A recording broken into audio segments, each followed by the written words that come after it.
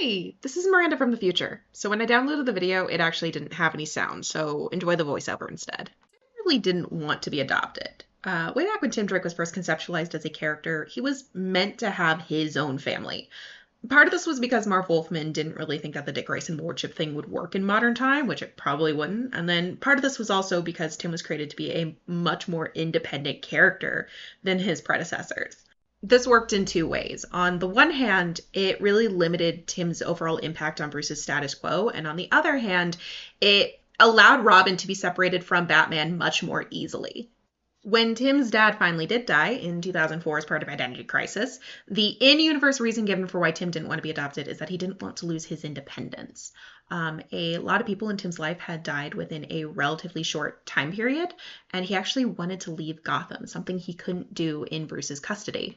Another reason given when he comes back to Gotham is that he does not want to impose. And I'm going to need a part two for this one. Hi, I'm Miranda. This is a part two. So after Tim's dad dies, there is 2 years in between Identity Crisis and Face to Face, which is the storyline in which Tim gets adopted. And in those 2 years, there is what I call the taming of Tim Drake. Tim gets adopted kind of the same way you would adopt a feral cat. There's a story where Bruce debunks Tim's fake uncle. There's a whole series of events where he involves himself with Tim's living situation in Bloodhaven. He eventually convinces Tim to move into the carriage house, which is like an outbuilding of the manor. And then eventually, after 2 long years, he convinces Tim to move back into like the main manor and to accept the legal arrangement of father and son. Whether or not Tim accepts the emotional arrangement is a different story. For what it's worth, I'm fairly convinced that Bruce at least thinks of Tim as his son at this point. And I would argue that a large source of the initial tension between Tim and Damian is Damian's challenge of Tim's status in Bruce's life. By the resurrection of Ra's al Ghul, at least, I think Tim considers Bruce his dad. On to part 3. This is the third and final part. We're talking about the adoption of Tim Drake. And here's where it gets interesting, because when Bruce dies, Tim does spiral. But he doesn't start spiraling. Tim's been spiraling. Years back when Connor first dies, that's when you have, all of the cloning incidences. That's where you have the first 2 evil future versions of Tim. That in 2008, with the resurrection of Ra's al Ghul, Tim almost joins Ra's in order to get access to the Lazarus Pit. It's very deliberately nebulous as to whether or not Tim considers Bruce's father, wants Bruce as his father, or if Bruce's death is just the straw that breaks the camel's back. In the 2009-2011 Red Robin run, Tim actually does meditate quite a bit on identity. He thinks about what it means to be Tim Drake, what it means to be Tim Drake Wayne, what it means to be Robin, what it means to be Red Robin. And I feel that it is worth noting that in these stories told from Tim's perspective, he does not refer to Bruce as his father. He will refer to Dick as his brother, so we know that he's not completely adverse to using those familial terms, but he doesn't refer to Bruce as his dad. Other characters will, but never Tim himself. This, of course, brings to mind a similar situation that happened in Tim's life, back when Dana Winters was marrying his father. He has an entire conversation with Dana about how she might be marrying his father and she is another adult in his life, but she is not his mother, and that's just not the kind of relationship that they are going to have. And not in like a bratty, you're not my real mom way, in a very genuine human conversation way. Back to the Red Robin run. Tim, of course, does emancipate himself, which removes the legal relationship between he and Bruce, but that is, again, a practical decision, not an emotional one. And this is really where it gets tricky, because you can interpret their relationship as that of father and son. You can interpret the kind of support that Tim seeks from Bruce as that of a child to a parent. But the series itself and that entire continuity ends with the conclusion that Bruce no longer has any authority over Tim, and Tim doesn't need validation from him any longer.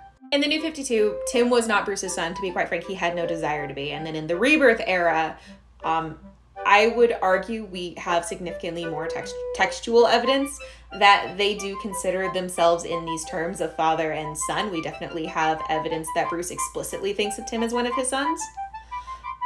But you can make arguments that that is not a position that Tim himself necessarily wants to be in, just that he has found himself within it.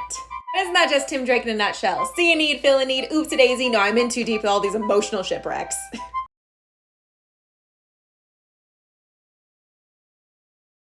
I'm going to be honest on this one. My research was semi-inconclusive, but I'm going to do my best to answer this question. Hi, my name is Miranda. I'm your friendly neighborhood amateur Batman historian. This person is asking if Jason was ever adopted. And the answer is technically yes, but who knows if it's still canon. Let's go. So within main continuity DC, we can think of there as being 3 different Jason Todds with completely separate life histories. There's the pre-crisis, there's the post-crisis, and there's the New 52. Pre-crisis, Jason has an entire adoption melodrama with multiple actors before finally being adopted by Bruce Wayne in Batman 383.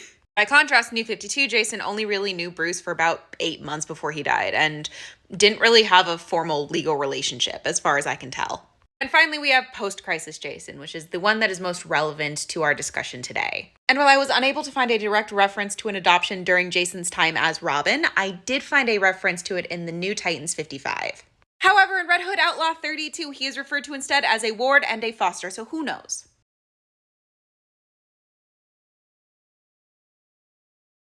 So the short answer to that is no. Hi, my name is Miranda. I'm your friendly neighborhood amateur Batman historian, and this person would like to know if Dick and Jason were adopted at the same time.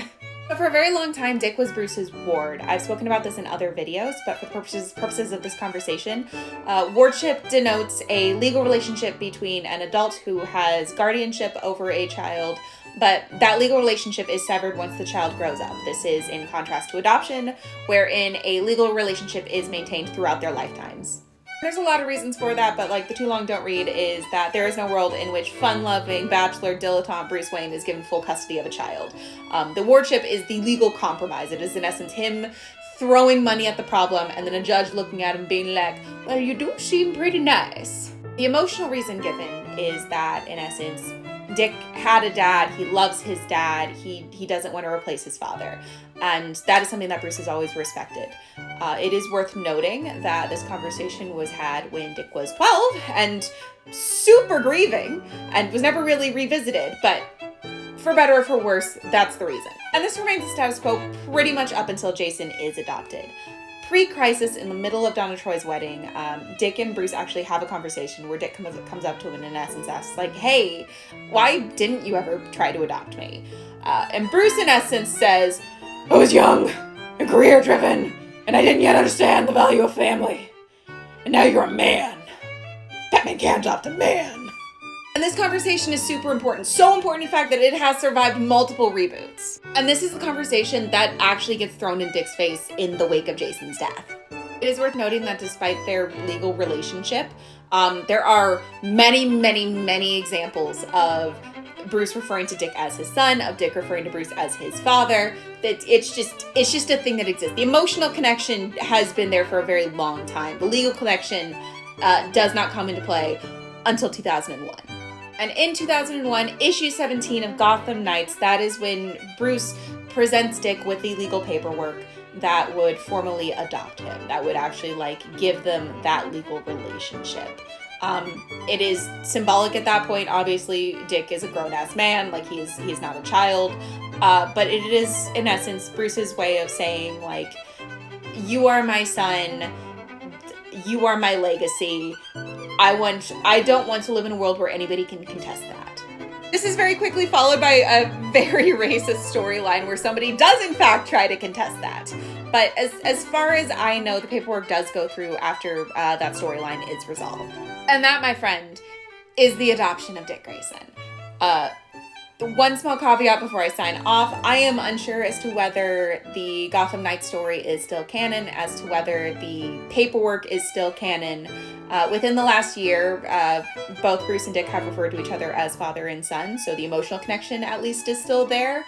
I am just unsure as to whether they have the formal legal relationship as well.